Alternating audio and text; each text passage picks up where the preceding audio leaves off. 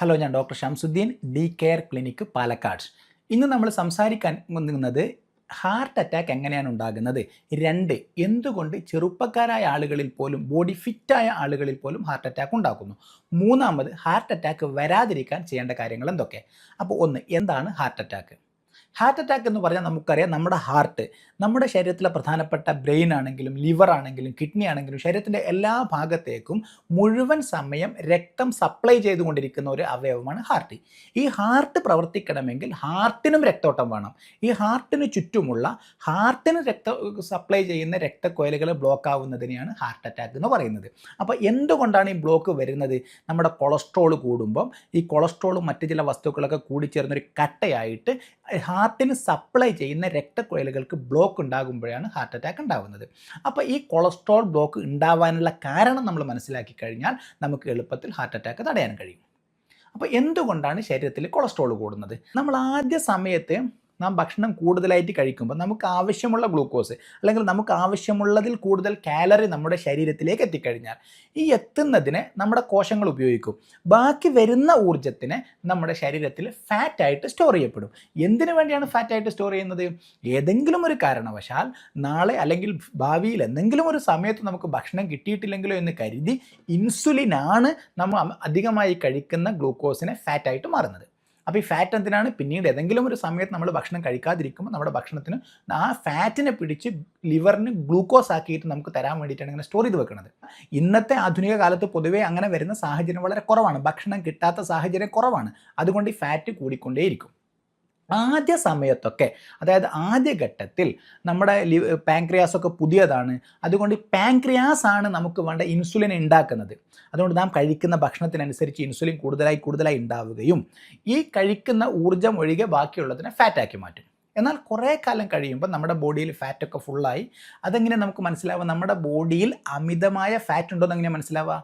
നിങ്ങളുടെ വയറിന് ചുറ്റുമുള്ള ഫാറ്റ്, അതായത് നിങ്ങൾ പൊക്കിളിൻ്റെ തൊട്ട് മുകളിലായിട്ട് നിങ്ങളൊരു ടാപ്പ് വെച്ച് അളക്കുകയാണെങ്കിൽ അതിന് നമ്മൾ വെയ്സ്റ്റ് സർക്കംഫറൻസ് എന്ന് പറയും.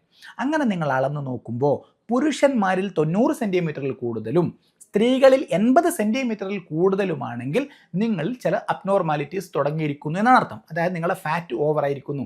അത് കാണുമ്പോൾ തന്നെ നിങ്ങളുടെ ആക്ടിവിറ്റീസ് തുടങ്ങണം. നിങ്ങൾ മനസ്സിലാക്കണം, നിങ്ങൾ കഴിക്കുന്ന ഭക്ഷണത്തിൻ്റെ അളവ് കൂടുതലാണ് അല്ലെങ്കിൽ നിങ്ങളുടെ വ്യായാമം കുറവാണ്. ഈ ഫാറ്റ് വരാതിരിക്കാൻ വേണ്ടി ചില ശാസ്ത്രീയ വശങ്ങൾ നമ്മൾ പഠിക്കണം. ഒന്ന്, അത് പ്രധാനപ്പെട്ടത് ഇൻസുലിൻ്റെ ആക്ടിവിറ്റിയാണ്. ഇൻസുലിനാണ് നമ്മുടെ ഫാറ്റിനെ നിയന്ത്രിക്കുന്നത്. ഇൻസുലിൻ്റെ ആക്ടിവിറ്റി ഏറ്റവും കൂടുതലുള്ള സമയത്ത് നമ്മൾ ഭക്ഷണം കഴിക്കുകയാണെങ്കിൽ നമ്മളെ ഭക്ഷണം മാക്സിമം ഒഴിവായി പോകും. അപ്പോൾ ഏറ്റവും കൂടുതൽ നമ്മൾ എനർജി ആയിട്ട് പോകും. അത് ഇൻസുലിൻ്റെ ആക്ടിവിറ്റി ഏറ്റവും കൂടുതലുള്ളത് രാവിലെ 7 മണിക്ക് തുടങ്ങി ഉച്ചയാകുമ്പോഴത്തേക്ക് കൂടി വൈകുന്നേരം ആകുമ്പോഴത്തേക്ക് കുറഞ്ഞ് ഒരു വൈകുന്നേരം 4-5 മണിയാകുമ്പോഴത്തേക്ക് ഇൻസുലിൻ്റെ ആക്ടിവിറ്റി കുറയും. രാത്രി ഇൻസുലിൻ ഉറക്കത്തിലായിരിക്കും. എന്തിനാണ് രാത്രി ഇൻസുലിൻ ഉറങ്ങിയാലേ, അല്ലെങ്കിൽ രാത്രി ഇൻസുലിന് ഫുൾ റെസ്റ്റ് കൊടുക്കണം. രാത്രി ഇൻസുലിന് ഫുൾ റെസ്റ്റ് കൊടുക്കണമെങ്കിൽ രാത്രി ഭക്ഷണമൊന്നും കഴിക്കാൻ പാടില്ല. അപ്പോൾ രാവിലെ 7 മണി മുതൽ വൈകുന്നേരം 7 മണി വരെയുള്ള സമയത്തിനുള്ളിൽ നമ്മൾ ഭക്ഷണം കഴിച്ചിരിക്കണം. ഒന്നാമത്തെ പോയിന്റ്, അതൊരിക്കലും മറക്കാൻ പാടില്ല. രാത്രി 7 മണി മുതൽ രാവിലെ 7 മണി വരെ മിനിമം 12 മണിക്കൂർ ഭക്ഷണം കഴിക്കാനേ പാടില്ല. രണ്ടാമത്തെ ഒരു കാര്യം വളരെ പ്രധാനപ്പെട്ടത് നമ്മുടെ വർക്ക് ടൈമാണ്, നമ്മുടെ സ്ട്രെസ് ലെവലാണ്. ഒരുപാട് സമയം ജോലി ചെയ്യുകയാണെങ്കിൽ നമുക്ക് ഒരുപാട് സ്ട്രെസ്സ് വരും. സ്ട്രെസ് ഉണ്ടാവുന്ന സമയത്ത് നമ്മുടെ ശരീരത്തിൽ ഉൽപ്പാദിപ്പിക്കുന്ന ഒരു ഹോർമോണാണ് കോർട്ടിസോൾ. ഈ കോർട്ടിസോൾ അമിതമായി ഫുൾ ടൈം രക്തത്തിലുണ്ടായി കഴിഞ്ഞാൽ ബാക്കി എല്ലാ ഹോർമോണിനെ അത് ബാധിക്കും. ഇൻസുലിന് പ്രവർത്തിക്കാൻ കഴിയാതെ വരും. ഇൻസുലിന് പ്രവർത്തിക്കാൻ കഴിയാതെ വരുമ്പം കൂടുതലായിട്ട് ബോഡിയിൽ ഇൻസുലിൻ ഉണ്ടാവും, കൂടുതലായിട്ട് കൊളസ്ട്രോൾ ഉണ്ടാവും, കൂടുതലായിട്ട് ക്ലോട്ട് ഉണ്ടാവും, കൂടുതലായിട്ട് ക്ലോട്ട് ഉണ്ടാവാൻ സാധ്യതയുണ്ടാവും. ക്ലോട്ട് ഉണ്ടായി കഴിഞ്ഞാൽ ഹാർട്ട് അറ്റാക്ക് ഉണ്ടാവും. അപ്പോൾ ഒന്ന്, സ്ട്രെസ് ലെവൽ കുറയ്ക്കണം. സ്ട്രെസ് ലെവൽ കുറയ്ക്കണമെങ്കിൽ നല്ല രീതിയിൽ ഉറങ്ങണം. മിനിമം 7 മുതൽ 8 മണിക്കൂർ വരെ ഉറങ്ങിയാലേ സ്ട്രെസ്സ് കുറയുള്ളൂ.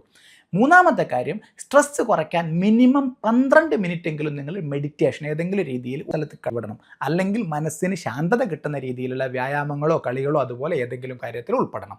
ഈ 2 പ്രധാനപ്പെട്ട കാര്യങ്ങൾ നമ്മൾ ഒരിക്കലും മറക്കാൻ പാടില്ല. നമ്മൾ ഫിറ്റ് അല്ലേ എന്ന് പറയും, അതായത് നിങ്ങളുടെ ഹൈറ്റിനനുസരിച്ചാണ് നിങ്ങളുടെ വെയിറ്റ് എങ്കിൽ നിങ്ങൾ ഫിറ്റ് ആണെന്ന് കരുതരുത്. നമ്മൾ ബോഡി മാസ് ഇൻഡെക്സ് എന്ന് പറയും. ഏറ്റവും പ്രധാനപ്പെട്ടത് വെയ്സ്റ്റ് സർക്കംഫറൻസ് ആണ്, വയറിന് ചുറ്റുമുള്ള ഫാറ്റാണ്. പിന്നെ നമ്മൾ കണക്ക് കൂട്ടുന്നത് കോവിഡ് വാക്സിൻ എടുത്തതിന് ശേഷമാണോ ഈ ഹാർട്ട് അറ്റാക്ക് കൂടിയിരിക്കുന്നത് എന്നാണ്. കോവിഡിനെ കുറിച്ച് പറയുമ്പോൾ നമ്മൾ മനസ്സിലാക്കേണ്ടത് ആ സമയം ഭീതിജനകമായിരുന്നു. ആ സമയത്ത് ഒരു പരിധിവരെ നമ്മളെ അസുഖത്തിൽ നിന്ന് രക്ഷിക്കുന്നതിൽ വാക്സിൻ ഒരു പങ്ക് വഹിച്ചിട്ടുണ്ട്. പക്ഷേ നിങ്ങൾ മറക്കാത്തൊരു കാര്യമുണ്ട്, കോവിഡ് തന്നെ ഒരു ഇൻഫ്ലമേറ്ററി സ്റ്റേജാണ് എന്ന് പറഞ്ഞാൽ കോവിഡ് ഒരിക്കൽ ഇൻഫെക്ഷൻ വന്നു കഴിഞ്ഞ ഒരാളാണെങ്കിൽ പോലും അവർക്ക് ഹാർട്ട് അറ്റാക്ക് വരാൻ സാധ്യതയുണ്ട് എന്ന് പഠനങ്ങൾ വന്നുകൊണ്ടിരിക്കുന്നുണ്ട്. അങ്ങനെയുള്ളത് ചുരുക്കി പറഞ്ഞ 3 കാര്യമാണ്. ഒന്ന്, രാവിലെ 7 മുതൽ രാത്രി 7 മണിയുടെ ഉള്ളിൽ ഭക്ഷണം കഴിക്കുക. രാത്രി 12 മണിക്കൂർ മുതൽ 16 മണിക്കൂർ വരെ ഒരു കാരണവശാൽ, അതായത് രാത്രി 7 മണിക്ക് ഭക്ഷണം കഴിച്ചാൽ അടുത്ത ദിവസം രാവിലെ 7 മണി വരെ എന്തായാലും കഴിക്കാൻ പാടില്ല. അത് 12 മണിക്കൂർ. അത് നിങ്ങൾ കൂട്ടി 13, 14, 15, 16 മണിക്കൂർ വരെ കഴിക്കാതിരുന്നാൽ നല്ലതാണ്. കഴിക്കുമ്പോൾ നിങ്ങൾ കാർബോഹൈഡ്രേറ്റ് ഭക്ഷണം കുറയ്ക്കുക. അരി ഭക്ഷണം പോലത്തെ കുറയ്ക്കുക. ലീഫി വെജിറ്റബിൾസ് കൂട്ടുക. പ്രോട്ടീൻ കൂട്ടുക. നല്ല ഫാറ്റ് കൂട്ടുക. റെഡ് മീറ്റ് അല്ലാത്ത നല്ല ചിക്കൻ കഴിക്കാം. അതുപോലെ മീൻ കഴിക്കാം. അതുപോലെ കടല, പയർ വർഗ്ഗങ്ങളൊക്കെ ധാരാളമായിട്ട് ഭക്ഷണത്തിൽ ഉൾപ്പെടുത്തുക. മിനിമം 12 മിനിറ്റ് ദിവസവും മെഡിറ്റേഷൻ, അതായത് മനസ്സിന് ശാന്തത കിട്ടുന്നതിന് വേണ്ടി എന്തെങ്കിലും കാര്യത്തിൽ ഏർപ്പെടുക. മൂന്നാമതായിട്ട് സ്ട്രെസ് ഒരുപാടുള്ള വർക്കുകളിൽ നിന്ന് വിട്ടു നിൽക്കുക. Thank you.